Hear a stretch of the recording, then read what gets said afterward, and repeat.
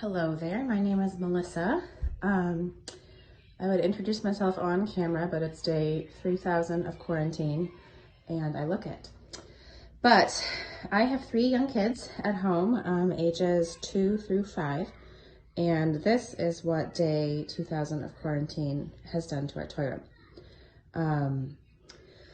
This is the kids' designated space for all of their stuff, and they can trash it incredibly quickly. But luckily we have a really good organizational system in place. So I will show you that as we work on cleaning it up. So part of what helps us keep the toy room organized is to kind of assign stations to things. So this first bookshelf when you walk in is kind of our vehicle / gross motor area. So my son is obsessed with trucks, as you can tell, and all vehicles. So we have those over here. Everything has its own parking spot. His little construction toys are down here. The bigger trucks have their spot. And then up top, he has a basket of little cars. And these are remote control gadgets that he has. So it helps to have them all kind of in the same area. So when he's cleaning up, he knows that this is kind of where his stuff goes. I also have, balls, little bows and arrows, and the horses that they like to ride because he's the one who really likes to do a lot of that gross motor stuff. I also have our magnetiles over here, which we have in bins so the kids can clearly see them and put them away because he likes to build garages for his trucks.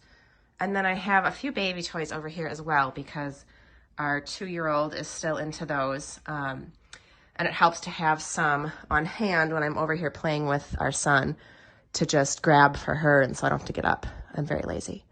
So that's one station. I just wanted to add quickly that it helps for us to leave the lids off of our bins. It's not ideal for me. I like to see everything nice and neatly buttoned up. But I find that I'm never quite done putting away a certain toy. I think I have all the magnetiles. And then as I'm cleaning a different area of the toy room, I come across another one, and it's just a pain to take the lids off every time and throw them in. So this makes it easier kind of for all of us to clean as we go. Otherwise we end up with piles of things that we're waiting to put away in a bin, and it just works out a little better. But I do keep the lids right there next to them so that if we need to, we can put them on. So our youngest right now is really into babies and a house. So it helps to keep all that stuff together too.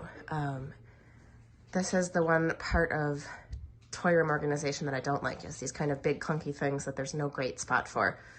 But we've kind of lined everything up against the wall. She can pull them out when she needs to. But again, it helps us to have it together. And I love these kitchens because there's just lots of space to store things. When I clean them, I get a little OCD. And, all the frozen vegetable toy foods are actually in the freezer, and the stuff that would go in the fridge is in the fridge.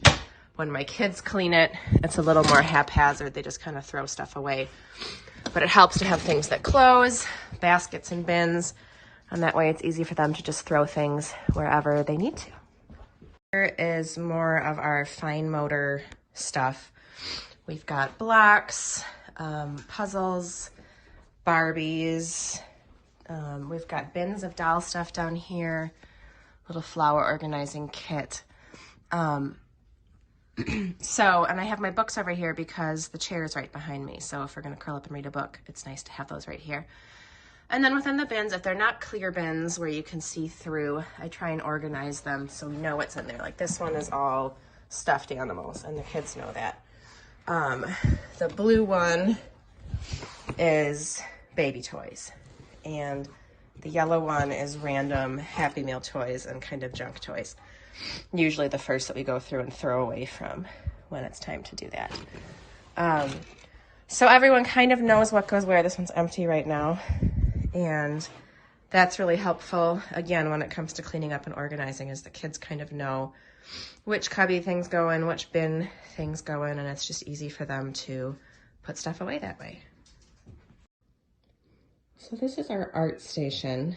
Kind of, you can see right next to the kitchen and doll area.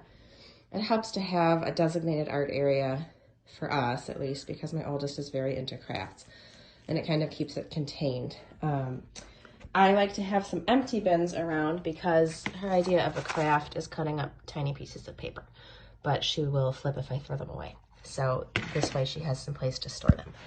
I do have her own garbage can for her right here next to the table, which is really helpful.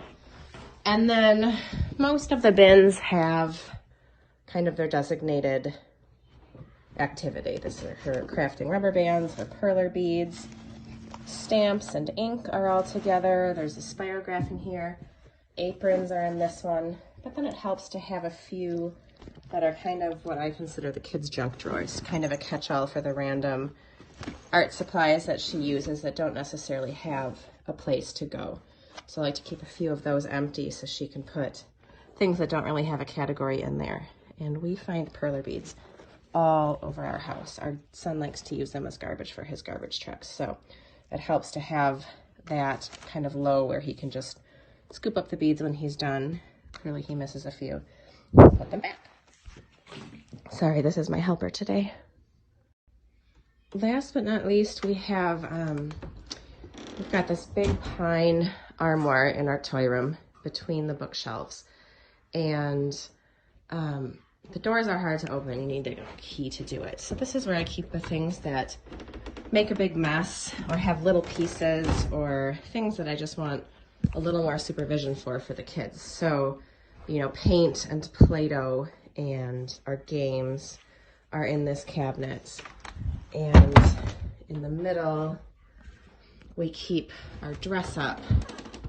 And I made a little rack for that. And I keep the shoes in their own bin, you know, bonnets and hats in a different bin. And it's still not perfect. I mean, it gets messy, but at least it's organized.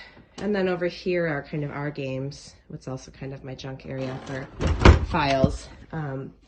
But again, our games, Lincoln Logs, things with smaller pieces that I don't necessarily want the baby to have access to all the time.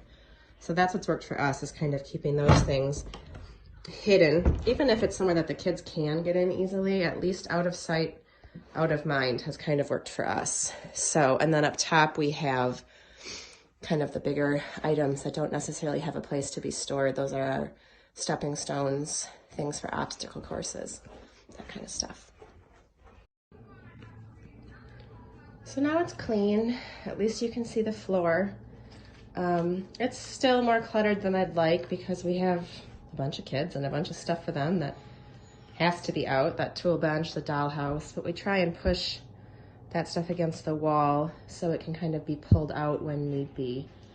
And then, like I said, everything else kind of has its place. So that's what works for us. This took me 45 minutes to clean up by myself.